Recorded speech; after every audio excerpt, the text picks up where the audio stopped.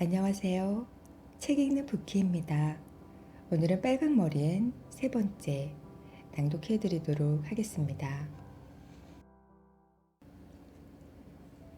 매슈가 문을 열자 마릴라는 기분 좋게 이들에게 다가갔다. 하지만 뻣뻣하고 남루한 옷차림을 한 빨간머리 소녀의 열정적이고 반짝이는 눈을 마주하자 이내 놀라서 걸음을 멈추고 말았다. 매슈 오라버니, 이 아이는 누구인가요? 남자아이는 어디 있죠? 마릴라가 외쳤다. 매슈는 의기소침해서 말했다. 남자아이는 없었어. 이 아이뿐이었다고. 매슈가 아이를 고갯짓으로 가리키다가 심지어 아이의 이름조차 묻지 않았다는 것을 깨달았다. 남자아이가 없었다뇨. 당연히 있어야죠. 스펜서 부인에게 사내 녀석을 데려다 달라고 편지를 보냈잖아요. 마릴라가 외쳤다. 그랬지. 하지만 이 아이를 데려오셨어. 무슨 착오가 있었는지는 모르겠지만 그렇다고 아이를 여기에 놔두고 올 순 없잖아. 마릴라가 소리쳤다. 일을 이따위로 처리하는 경우가 어디 있어요? 두 사람이 대화하는 동안 아이는 말이 없었다. 아이의 눈동자만이 두 사람을 번갈아 쳐다볼 뿐이었다. 아이의 얼굴에서는 생기가 사라지고 있었다. 순간적으로 무슨 일이 벌어지고 있는지 다 알아차리게 된 모양이었다. 소중한 여행 가방을 앞으로 툭 떨어뜨린 채 한 걸음 앞으로 다가와 두 손을 움켜쥐었다. 소녀가 소리쳤다. 저를 원하지 않으시는 거죠? 제가 남자아이가 아니어서 싫으신 거죠? 제가 그 생각을 못했네요. 아무도 저를 원한 적이 없었죠. 영원히 지속되기엔 너무 아름답다는 걸 진작 깨달았어야 했는데, 저를 진심으로 원하는 사람은 아무도 없다는 사실을 진작 알았어야 했는데, 저는 이제 어쩌면 좋죠? 울음이 터져 나올 것만 같아요. 그러고는 정말 눈물이 터져버렸다. 식탁 여부자에 털썩 주저앉아 두 팔을 내던지더니 얼굴을 그 위에 파묻고 엉엉 울어댔다. 마릴라와 매슈는 화롯가 건너편에 서서 서로를 안쳐한 듯 바라보았다. 둘 다 무슨 말을 해야 할지 알지 못했다. 그나마 무엇이라도 시도를 해본 쪽은 마릴라였다. 얘야, 그렇다고 울 것 같진 없잖니. 아니요, 있지요. 아이는 머리를 치켜들었다. 얼굴은 눈물 범벅이 되었고 입술은 파르르 떨렸다. 아주머니께서 구하라고 생각해보세요. 집이라고 생각했던 곳에 왔는데 남자아이가 아니라는 이유로 원치 않는다는 소리를 들었고요. 아주머니도 분명 울고 싶을 거예요. 제 인생의 가장 비극적인 일이라고요. 마릴라의 표정 없는 얼굴에는 오랫동안 쓰지 않아서 녹슨 듯한 떨떠름한 미소가 번졌다. 그만 울거라. 오늘 밤에 내치는 일은 없을 테니까. 어찌된 연유인지 알아낼 때까지 여기 머무르렴. 넌 이름이 뭐니? 아이는 잠시 머뭇거렸다. 코델리아라고 불러주실래요? 아이는 간절하게 말했다. 코델리아라고 불러달라고? 그게 내 이름이니? 아니요. 사실 제 이름은 아니에요. 하지만 코델리아라고 불러주셨으면 해요. 완벽하게 우아한 이름이잖아요. 무슨 뚱딴지 같은 소리인지 모르겠구나. 코델리아가 이름이 아니라면 본명은 뭐니? 앤 셜리예요. 하지만 제발 코델리아로 불러주세요. 어차피 조금만 머물다가 곧 떠날 텐데 저를 어떻게 부르시든 상관없으시잖아요. 게다가 애는 낭만적이지 않다고요. 앤 셜리 이름의 주인이 영 내키지 않는다는 듯 말했다. 낭만적이지 않다니 말도 안 돼. 애는 멋지고 기품 있는 이름이야. 부끄러워할 게 뭐 있다고. 마릴라는 냉정하게 말했다. 앤이 설명했다. 부끄럽다는 건 아니에요. 그저 코델리아라는 이름이 더 좋다는 것 뿐이에요. 저는 제 이름이 코델리아면 좋겠다고 늘 상상해왔어요. 적어도 최근 몇 년 동안은요. 어릴 땐 제럴딘이라고 상상하곤 했는데 지금은 코델리아가 더 좋아요. 그래도 저를 앤이라고 정 부르고 싶으시다면 철자 끝에 이가 붙은 앤으로 불러주세요. 그렇게 부르면 뭐가 달라지는데? 마릴라가 차주전자를 집어들며 또 한 번 어색한 미소를 지었다. 엄청난 차이죠. 앤이 훨씬 멋지잖아요. 이름을 소리내어 발음해보면 마음속에 철자가 새겨지지 않으세요? 전 그래요. E가 없는 애는 볼품 없어요. 하지만 E로 끝나는 애는 눈에 띄죠. 저를 철자 E로 끝나는 N으로 불러주신다면 코델리아로 불러달라고 더 이상 투정 부리지 않을게요. 그래 그럼 철자가 E로 끝나는 애나 무슨 착오가 어떻게 발생한 건지 알려줄래? 우린 스펜서 부인께 남자아이를 부탁했단다. 고아원에 남자아이가 없었던 거니? 아니요. 남자아이들은 많아요. 하지만 스펜서 아주머니는 분명히 11살 정도 되는 여자아이를 찾는다고 말씀하셨어요. 그래서 원장 선생님이 저를 추천하신 거고요. 제가 그때 얼마나 기뻤는지 모르실 거예요. 너무 기뻐서 한숨도 잘 수 없었다고요. 소녀는 매슈를 돌아보며 원망조로 말을 이어갔다.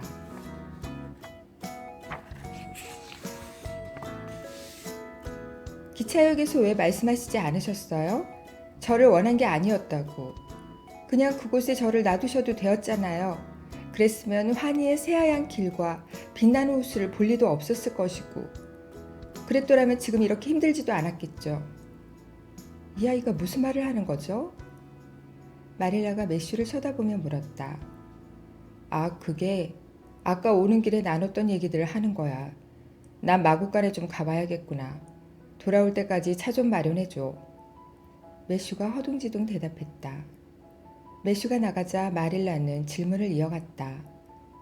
스펜서 부인이 너 말고 다른 아이는 데려오지 않았니? 릴리 존스라는 아이가 있었는데 직접 돌보실 거래요. 릴리는 5살밖에 안 되었는데 정말 예쁘장하고 밤색 머리카락을 갖고 있어요. 제가 그 아이처럼 예쁘고 머리카락도 갈색이라면 절 받아주실 건가요? 아니, 우린 남자아이를 원해. 오라버니의 반일을 거들어줄 아이로 말이야. 여자아이는 필요하지 않아. 모자를 벗으렴 가방이랑 같이 거실 테이블에 올려둘게. 애는 얌전하게 모자를 벗었다. 매슈는 이내 돌아왔고 그들은 저녁 식탁에 둘러앉았다. 하지만 애는 먹을 수가 없었다. 버터 바른 빵을 조금 베어 먹기도 하고 작은 부채꼴 모양의 유리그릇에 담긴 꽃사과 잼을 콕콕 쪼아 먹기도 했지만 허사였다. 애네 접시 위에 담긴 음식은 좀처럼 줄어들지 않았다. 영 먹지를 못하는구나. 마릴라는 심각한 결점이라도 되는 양 나무라듯 말했다. 애는 한숨을 내쉬었다. 못 먹겠어요. 저는 지금 절망의 구렁텅이에 빠져 있다고요. 절망의 구렁텅이에서 어떻게 음식이 목에 넘어가겠어요. 난 절망의 구렁텅이에 빠져본 경험이 없어서 뭐라 할 말이 없구나. 마릴라가 대꾸했다. 없다고요? 그렇다면 상상해 보신 적도 없으세요? 없단다. 그러시면 지금 제 심정을 이해하지 못하시겠네요. 정말 심란해요. 무언가를 먹으려고 하면 응어리가 목구멍까지 차올라서 삼킬 수가 없는 느낌이에요. 설령 그게 캐러멜 초콜릿이라고 해도 말이에요. 저는 2년 전쯤 캐러멜 초콜릿을 한번 먹어본 적이 있는데 기막히게 맛있었어요. 그때부터 캐러멜 초콜릿을 엄청 많이 갖고 있는 제 모습을 상상하곤 했죠. 하지만 그걸 먹으려고 하는 순간 항상 눈이 떠져요. 제가 잘 먹지 못한다고 너무 언짢게 여기지 말아주세요. 음식들은 정말 맛있어요. 단지 음식이 넘어가지가 않아요. 아이가 피곤한가 봐 마릴라. 아이를 재우는 게 좋겠어. 마구간에서 돌아온 뒤로 한마디도 않던 매슈가 이윽고 입을 열었다. 마릴라는 앤을 어디에 재울지 고민 중이었다. 남자아이가 오는 줄로만 알고 부엌방에 잠자리를 마련해 두었던 참이었다. 하지만 아무리 깔끔하고 깨끗하다고 해도 여자아이를 그곳에 재우기에는 무리가 있었다. 그렇다고 떠돌이 아이에게 손님방을 내어주는 건 말도 안 되지 않는가. 그러니 남는 방이라곤 동쪽 지붕 아래 다락방뿐이었다. 마릴라는 등불을 밝힌 뒤 앤에게 따라오라고 했다. 앤은 영혼 없는 표정으로 탁자에 놓인 모자와 여행 가방을 집어들고 발걸음을 옮겼다. 현관은 오싹하리만큼 깨끗했다. 이내 들어선 작은 다락방은 티끌 하나 없었다. 마릴라는 다리가 세게 달린 세모난 탁자 위에 초를 올려두고는 침대볼을 젖혔다. 잠옷은 가져왔겠지?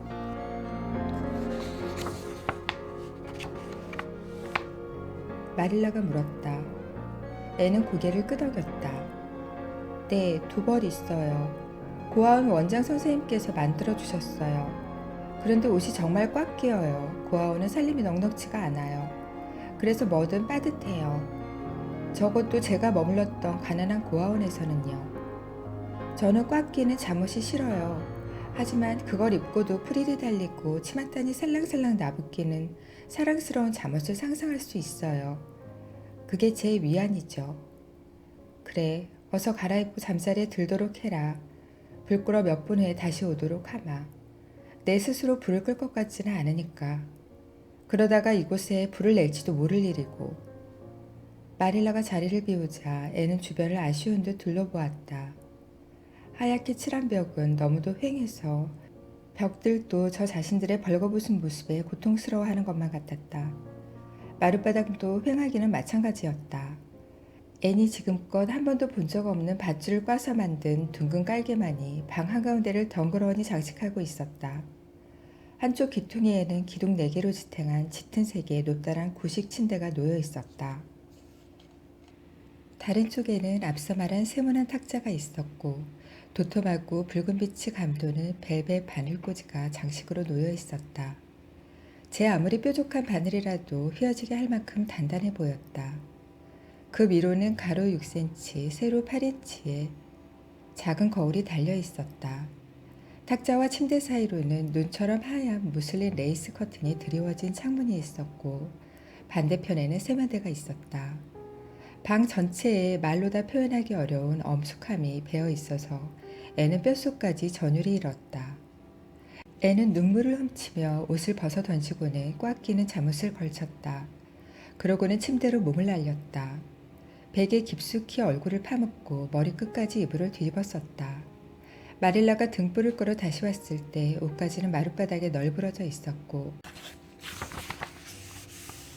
침대 위에서 누군가가 유난을 떨고 있는 걸 보아하니 방 안에 마릴라 말고도 누군가가 있긴 한 모양이었다. 마릴라는 앤의 옷가지를 일부러 집어들고는 가지런히 정리해 노란 의자 위에 올려둔 다음 촛불을 들고 침대로 향했다. 잘 자렴.